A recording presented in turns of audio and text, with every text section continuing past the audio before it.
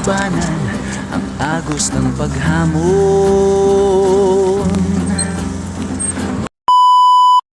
Pagkagising ko sa bahay ng Lokban kung saan ako nagpalipas ng magdamag ay nag-umpisa naman akong pumadyak. Dinaanan ko ang mga ahon na kalsada ng Lokban hanggang sa lumabas ako ng Tayabas.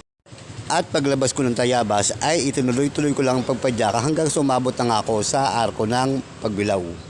At pagbaba ko ng Pagbilao, wala na pala talaga ang arko ng Bundok Peninsula. Ang dahilan ng pagkasira ng arko ay bumangga ang harapan ng truck sa tuktok ng arko. Kaya itinuloy ko lang ang pagpadyak hanggang sa pasukin ko na nga ang Bitukang Manok. Isa ito sa pinakadelikadong kalsada sa buong Pilipinas dahil nga marami na nagbuwis ng buhay dito. Pinangingilagan ng mga motorista pero gustong-gusto ng mga siklista. Kasi nga kapag siklista ka at naawon mo ang Bitukang Manok, ibig sabihin magaling ka na. Pero para sa akin, hindi naman pwede maging pamantayan ang ganda ng bike para lang maahon mo ang Bitukang Manok. Wala naman kasi talagang imposible.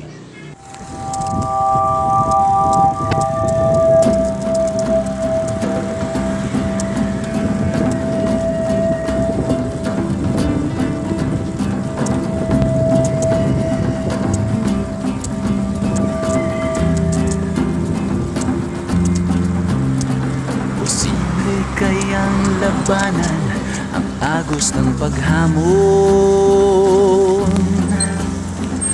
Wala't Basta determinado ka at gusto mo talaga ang ginagawa mo, kayang-kaya mong auuhunin ang Bitukang Manok na yan. At pag-ahon ko, dito na rin ako ng halian. Shoutout nga pala sa may-ari ng karinderya kasi hindi niya na ako pinagbayad ng kailain ko. At pagbalik ko sa kalsada, hindi na ako masyadong pumadya kasi puro bulus ko na palabas ng Atimonan. At paglabas ko ng Atimonan ay dumiretso ako sa Barangay Tambakin dahil nga hinaharap nga raw ako ng kapitan. Pagkarating ko ng barangay ay wala para doon ang kapitan kaya pinaghintay na lang ako ng mga kagawad niya.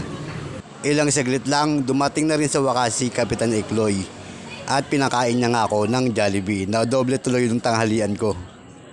Kilalang masipag at maaasahan na kapitan ng Barangay Timbakan si Kapitan Ikloy.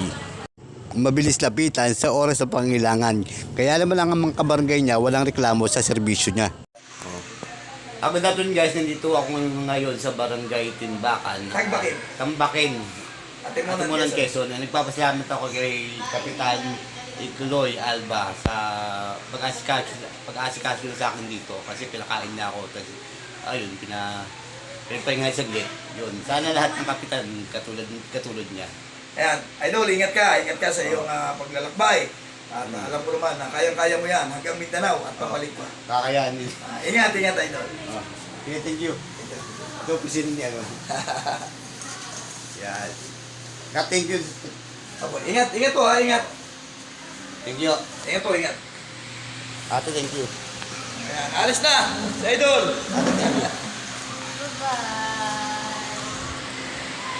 Ingat, mag-refill ka ng tubig dyan. Yun lang, sabi ko. Thank you. At bilang patunay na maayos magtrabaho si Kapitan Ikloy, tingnan nyo naman ang barangay niya, walang kadumi-dumi.